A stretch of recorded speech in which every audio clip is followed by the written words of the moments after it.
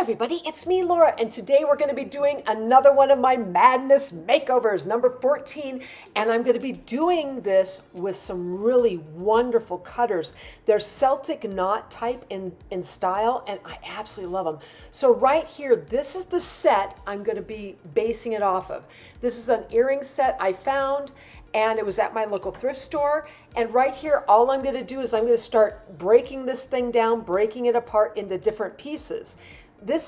I love doing this. Oh my goodness, do I love doing this? It is so much fun. And it's just because, I could take them all apart and then I can play. And I'm hoping you'll find something similar to this out there, either at your thrift store or whatever, and create right along with me.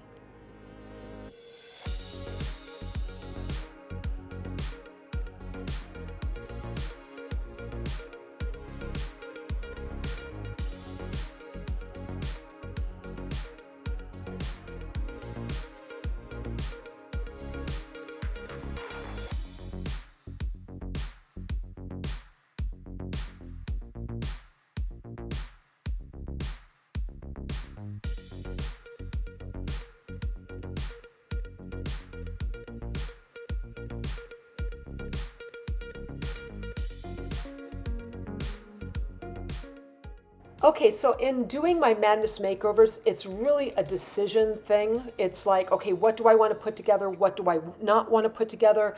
What do I want to try out? What kind of cutters do I use? Like right here, I'm trying to figure out what cutters I use. Anyway, eventually I thought I'm going to go ahead and use my pale green.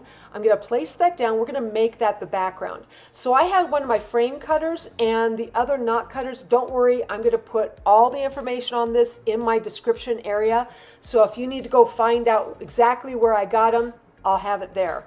Anyways, I'm going to go ahead and then I'm going to bring in some of my dark clay, and I'm using that really nice, weave, right, in that.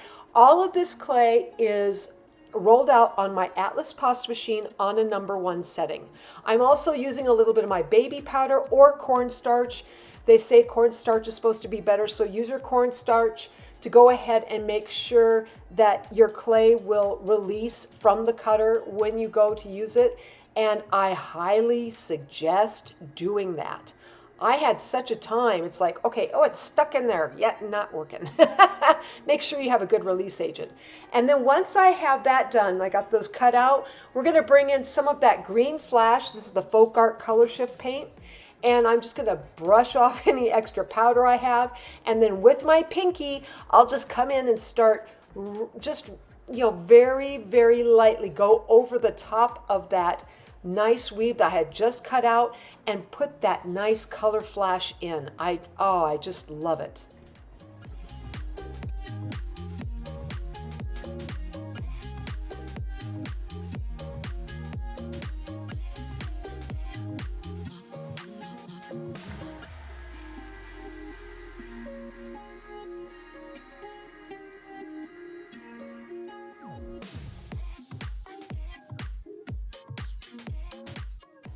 Okay, so once you get done putting that acrylic paint down on the clay, I'm removing a couple of these pieces because I only need one for right now. We're going to be doing our pendant piece, and I'm placing this piece right over the top of that lighter clay and more towards the bottom. I'm trying to make sure the bottom of that weave is right exactly where the bottom of that frame piece is.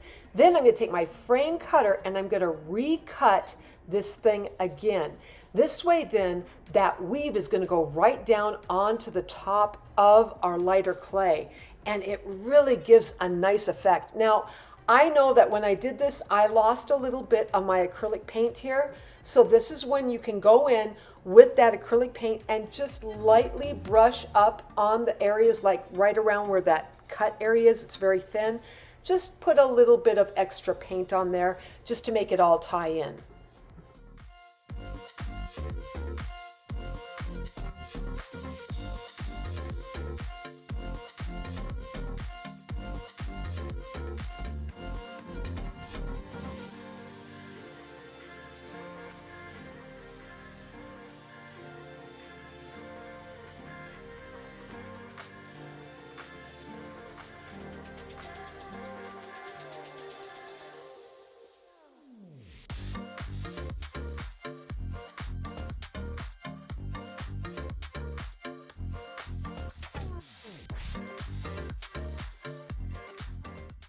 Okay, so once I have that finished up, I'm going to go ahead and create a tiny clover. Now, if you really want to know kind of the full thing on the clover bit, my last video, I want to say it had a whole thing on creating the clover. I'm going to show you how I do it here, but if you want to have more information on that, go back to that and it'll give you other options as well. Anyway, once I get this done and once I get my clover laid down, we're going to add in our metal piece to this overall pendant piece, and then we'll put it in the oven at 275 degrees and bake it for about 7 to 10 minutes.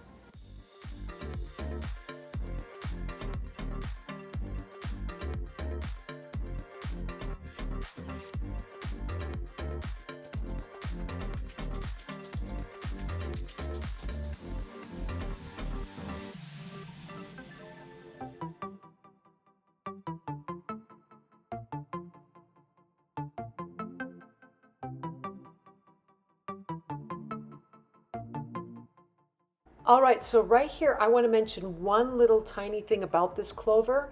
I'm creating like 3 little lines into each one, and then right at the very outside of the little clover petal, if you will, I'm going to indent it just slightly with my needle tool.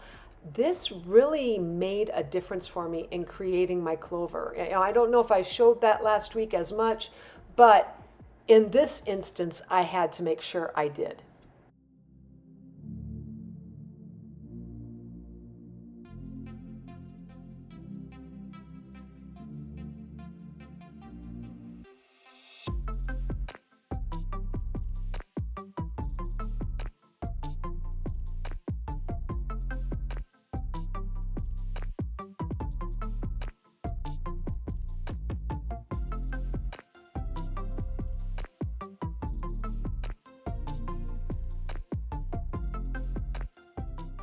Okay, so now we're going to go ahead and make the matching earring set. And oh my gosh, I had such fun with these cutters. I can't tell you guys. Oh, I love them. I just love them. Anyways, I'm coming back in with that same frame type cutter, and then we're going to bring another piece of that weave that I had set aside, bring another piece, and we're going to place that right in the middle of this thing, okay? Now, once I have that down, we're going to bring, and you might have to go ahead, bring in a little bit of that liquid Sculpey and attach it in so that it will work. Or you could just go ahead and use the cutter like I'm doing here, and I'm just going to go right back over this and cut down, okay? Now, when I did this, and I think if you had liquid Sculpey, it might be a little different, but it kind of bowed up a little bit, created this almost like little pocket, if you will. I almost wanted to just work with it just the way that was, but I thought, no, I'll pat it down. Maybe next time. Anyway, I then come in, I take off all my edges, and I'm going to go ahead and create another set of clovers.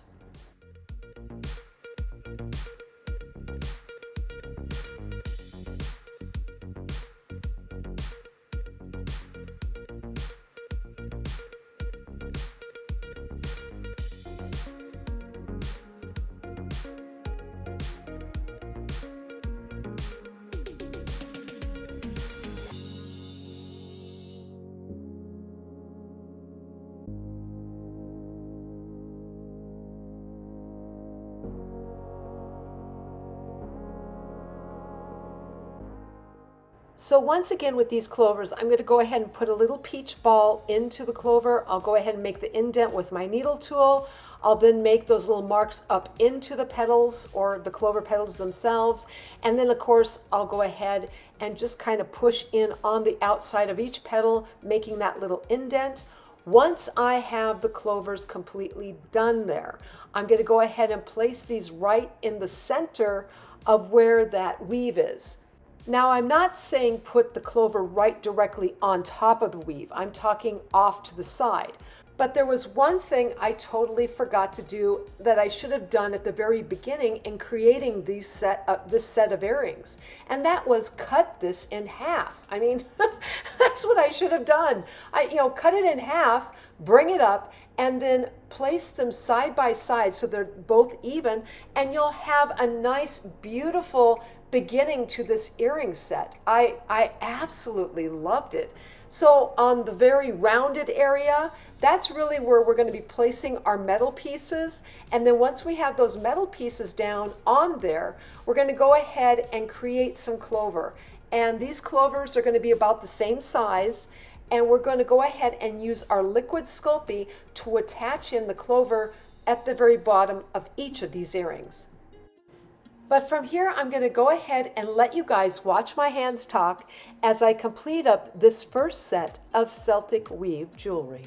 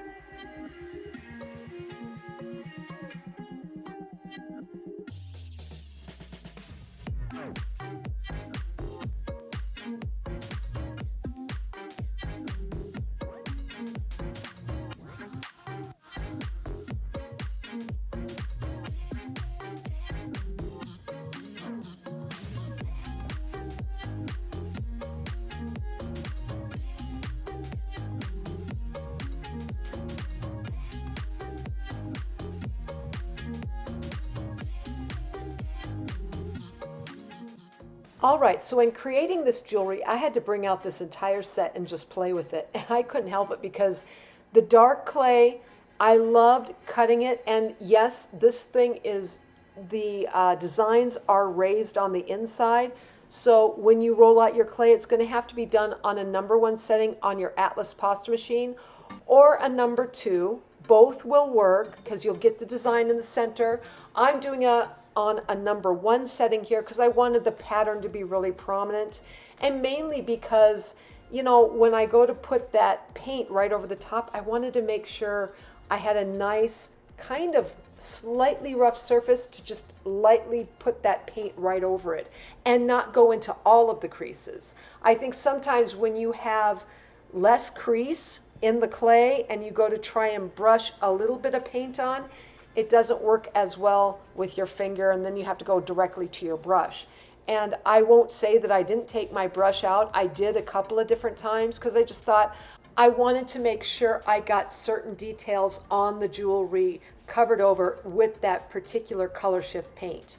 Now you may have noticed here too, I've gone a little bit heavy on making sure I have that release agent on this clay, and it's no lie. Those, you know, these plastic cutters, they will attach in, and if you do not have enough of a release agent there, it will pull up the clay and then it'll be in the cutter, and it can be a bit of a difficulty to get it back out again.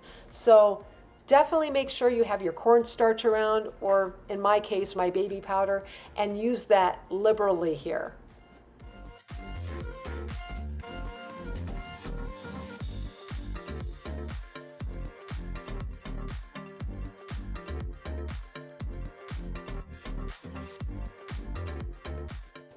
Okay, so now I'm going to start going over with my pinky one more time with these pieces, and I think you'll find that if you go ahead and start doing some of this, you're just going to want to keep doing it over and over and over. I couldn't get past it. And to tell you the truth, if you don't want to use acrylic paint, I think this would work just as good also with your fine tech watercolor paints. Now, haven't tried it, but I think it would work. Mind you, you probably need to use more of a brush, and you'd probably want to take more time. This is a lot less time because you're just brushing right over the top surface of it very quickly, and it does color in really fast this way. If you were to use your brush, it's going to take a lot more time, but if you want to take that Zen moment and enjoy the process, that might be fun too.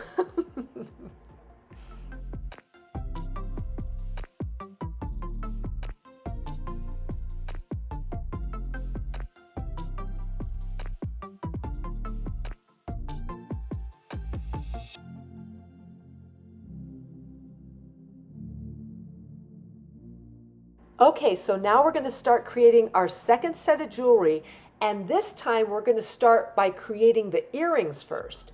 And I'm also going to be using a new frame cutter, or a different frame cutter than the last one. I wanted to use this tall, long one. I just thought there's some possibilities here and it needs to be explored. Now, mind you, I cut out 3 different pieces, but I thought that's okay. I like to have a couple extra just in case. I know for sure I'll be able to use 2 of them for sure, so that just kind of gives you a hint what's coming. I'm going to lift off 2 of these pieces, and then we'll just deal with the one for right now. And you'll notice here as I measured this, this is close to 1.5 inches. It's slightly over 1.5 inches long. So I need to find halfway, and I did that there. I'm making a tiny mark, and then I'll come in, I'll cut this in half. Did you think I was going to cut it in half? Well, maybe not. Of course I was. Yeah. We knew that was coming, Laura.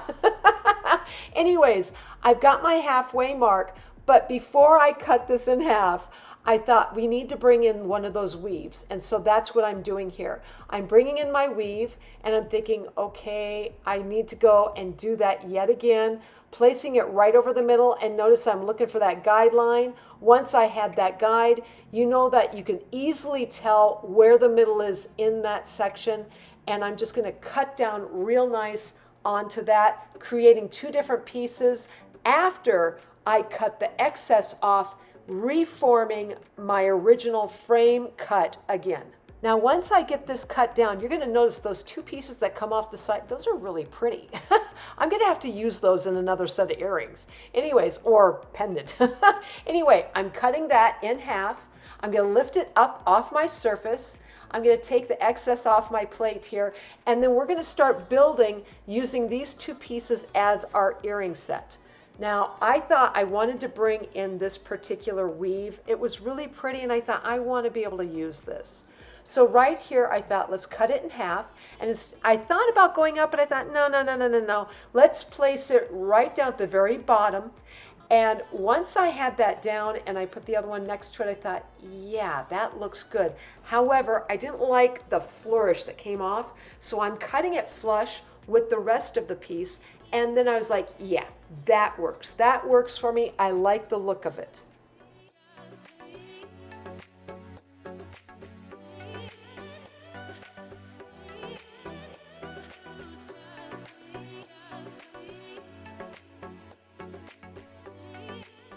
Now, as I was creating this set of earrings, and you're like, wait a minute, didn't you just do this? I'm like going, yeah, I did. However, I went back in and I redid it again. And part of it was because this circular piece, to me, I felt like I didn't quite get it dead center on the top piece, you know, with the rectangular piece. And I thought, I really want to make sure that it was dead center and that it matched up. This is a little bit more of a precision thing, and part of me just being a firstborn and picky. But I thought I just need to go ahead and do this and make sure that I got it right in my mind of how it's going to look. So use your artistic eye when you're going ahead and creating these earrings and stuff, because the knot will come about where you're like, does that look like it's dead on? Well, maybe, maybe not. And you might have to go back in and redo it again, but that's the fun part, right? You can go ahead and redo the paint and have a little fun there.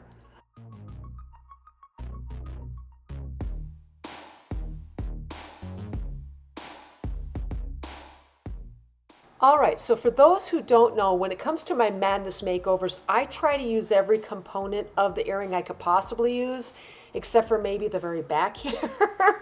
So the little tiny dots, yes, we're going to throw that in. And I'm going to use my super glue to attach it in to the very top of this piece. And the nice thing about using something like this, it already has a pre-formed metal loop on the top. I don't have to use an eye pin here. I can get away with the fact, oh, it's already got it. I don't have to go and get one. No eye pins this time. Woohoo! Yeah. I'm a weirdo. What can I say? Anyways, I'm going to go ahead and bring in my black and white stripe and my blue and green. And I was like going back and forth and back and forth. And I thought, no, we're going to go with the blue and green.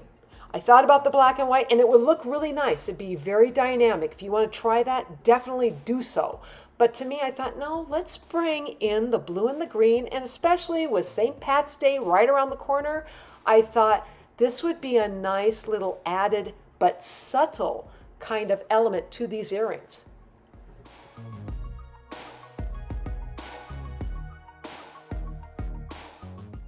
Okay, so yet again, I'm bringing in my liquid Sculpey, and I know those of you are like, oh, she's finally been converted over. I'll be like, yeah, I did. I finally came over to the dark side. Anyway, I'm bringing in that blue and green checker, and I'm going to place that right over the top. You know, that kind of just puts it all together. It really does. And I like this element of creating this set of earrings and really this whole set of jewelry. I liked that blue and green checker.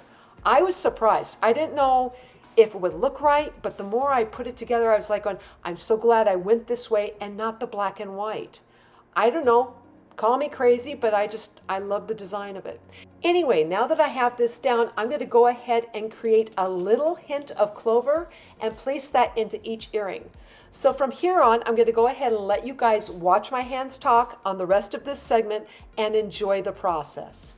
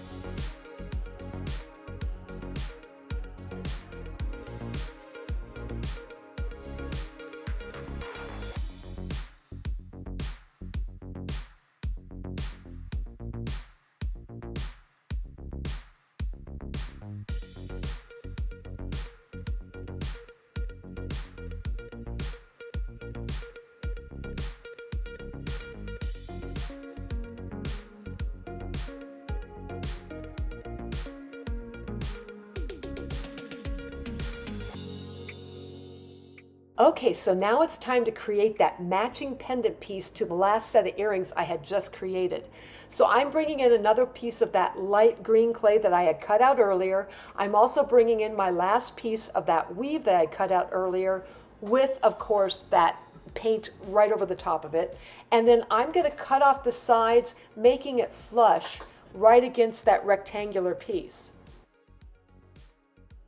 Okay, now that I have that on there the way I like it, I'm going to go ahead and bring in my circular piece that I had cut out earlier, and I had used a little bit of that paint over the top. We're going to go ahead and cut that in half once more, and then we're going to place that right at the bottom, just like we did when we did with the earrings. So it's going to mimic it very, very closely. And then I'm also going to bring in my blade. I'll cut it flush like I had done before on both sides on that pendant piece. Once I have this all set up, then we're going to bring in that green and blue stack. And you know, I'm not sure if I mentioned, but the green and blue stack, I did that on a #1 setting on my Atlas pasta machine. Now you can make your stack, you know, thinner too. So you can make it a 2 or a 3 if you wanted. So don't feel like you have to just do one particular size when it comes to the stack thing. And I just like that size and the width of it with the colors. So that's why I went with this one. Anyway, again, I'm bringing in that green and that blue. Once I have that, then we're going to go ahead and bring in my super glue, and that's going to be just a little dab of it at the very top here. I'm going to bring in my last metal piece, and I'm going to place that right in the center and push down. Yes, this pendant piece has not been baked yet, just like the earrings weren't either. And then again, once I have that in, I'll go ahead and start forming up my next little clover that will tie into this pendant piece and sort of match up with my earrings as well. Now this time around though, when I decided to do the clover, I decided not to make it a three-dimensional form. I thought, no, I'm going to just place it right against the surface of my tile here and just bear down with my burnisher. Once I had that, I cut off the one end, and then I took that piece and I used a little bit of my liquid clay and attached it into the center there. Once I got that, then I brought in a little bit of peach, made a little tiny ball, placed that little ball right at the joining of where the weave is and the clover, and then made the little indent with my little knitting needle here, and that way then I can place in a rhinestone later.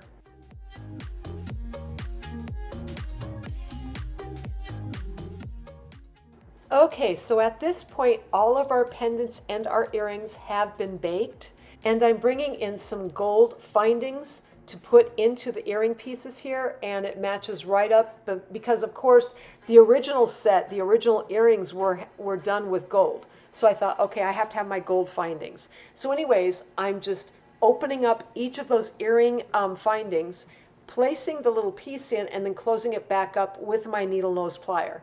Once I have that, I decided go ahead, bring in those pointed back rhinestones, and we'll just fill in on each clover with one single rhinestone. Then once I have these earrings done, we'll move right on to the pendant.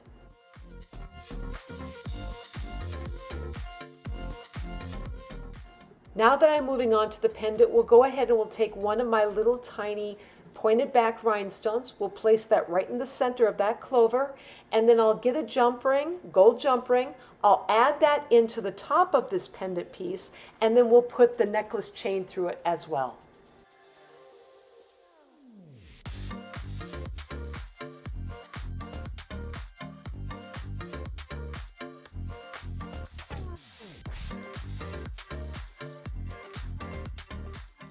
All right, so now I'm bringing in my card and I'm adding in my earrings and my pendant piece together on the card.